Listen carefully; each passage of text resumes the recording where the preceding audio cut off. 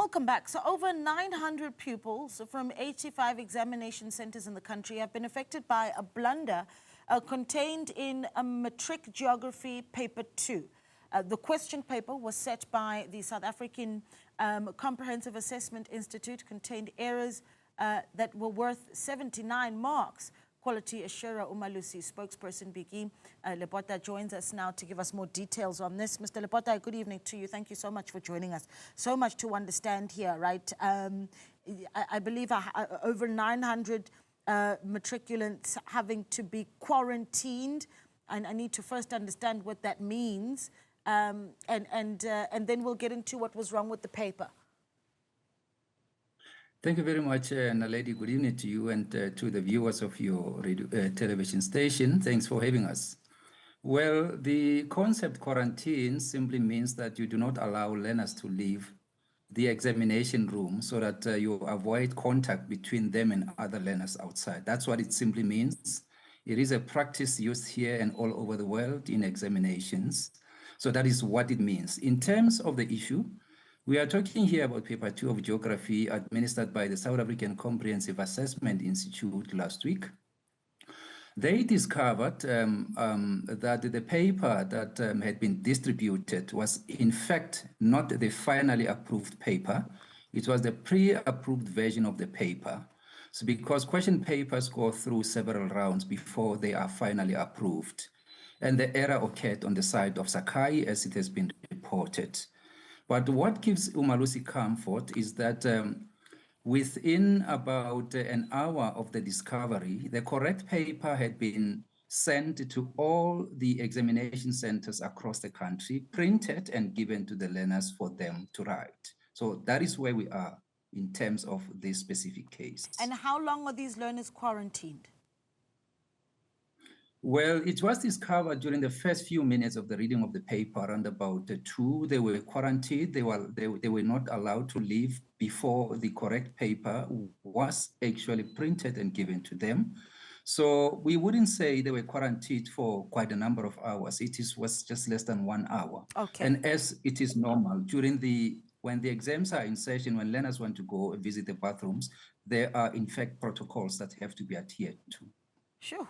I can just, writing matric is stressful enough. I can just imagine how stressful this was, certainly for the learners. But how does this happen? How do we have a question paper that is worth 79 marks that contains error, that speaks to, is that a lack of quality control? Well, let me correct one thing. The marks affected us not 79, but in terms of the records we have, we're talking about 68 marks. This is paper 2 of geography. The total for the paper is 150. But what we know and we can share with the public is that this was not the finally approved, it was not the final version of the paper. It was the pre-approved paper. So in terms of the reports that we have received from Sakai, the official consent, instead of printing the final paper, they printed a pre-approved paper. So that is how the whole thing happened. For example, you would have a situation where a paper gets approved, first version, second version, and third version. If I were to use the 3 versions, in this specific case, I would say now version 2 is the one that was mistakenly printed and given to the learners. Okay. But we are comforted by the fact that within 1 hour of the discovery, the correct paper was actually given to the learners to proceed with the exam. Okay. So I think the speed of response really important for our learners. And then I believe there were complaints around 2 questions in physical science paper 2. Well, in terms of the physical science paper 2, that does not relate to Sakai. It relates to another assessment body, the Independent Examinations Board. What we know in terms of the physical sciences is that the IEB received complaints from some of the learners and parents, not all of them. And they said to the IEB, the learners experienced this question paper as being difficult.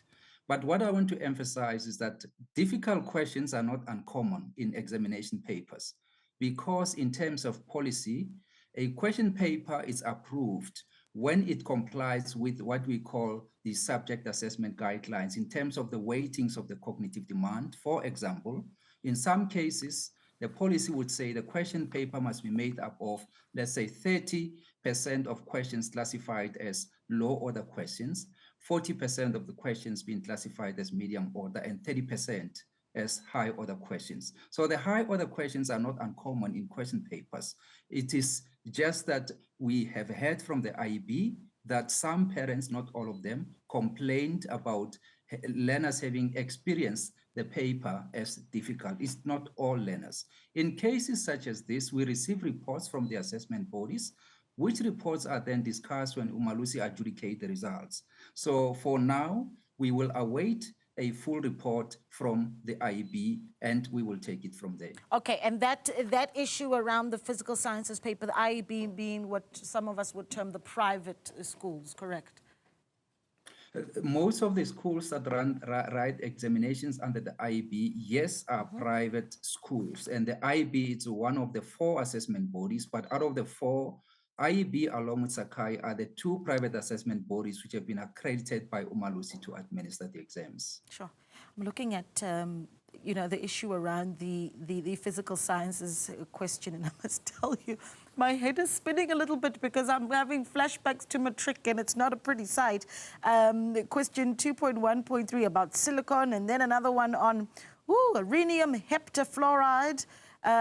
Concepts that typically are not covered in the curriculum, making candidates question their knowledge. I can just imagine the sheer fear of these poor learners. But what's the way forward? Because obviously there's work that needs to be done, whether it be in public or IEB, to ensure that we don't have this problem again. Let me just explain briefly the process of examination setting. All question papers are based on approved curriculum. So the physical sciences paper that we are talking about, the content thereof is based on approved CAPS curriculum. So we do not understand what we're hearing in the media to say the questions were set outside of the scope of the syllabus, because the people who set the examinations are, in the majority of cases, people who implement the curriculum on a daily basis. Once the exams are set, they then internally quality assured by the assessment body. Once the examiner and the internal moderator are happy with the quality thereof, the question paper then gets submitted to Umalusi for what we call external quality assurance. This is the stage where Umalusi moderators look at quite a number of things. Number one, whether the question paper does comply, the content does comply with curriculum, and whether the questions in the paper do comply with the cognitive demand weighting as well as difficulty levels weighting. And when the examiners and the internal moderators as well as external moderators are happy that the question paper does comply, that's when the Umalusi stamp of approval is put on the question paper. The specific questions that you are referring to, we have had a look at them. We have engaged the Umalusi moderator.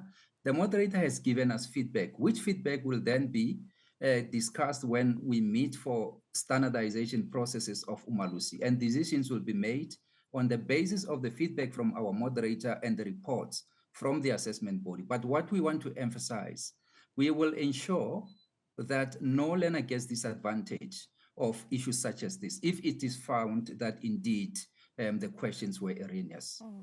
Yeah, really, really interesting. Thank you so much for speaking to us. And we, of course, will await the work being done by Umalusi. And then in January, we expect, of course, that, I suppose, report back on the rest of the exams. Thank you so much for speaking to us, Biki.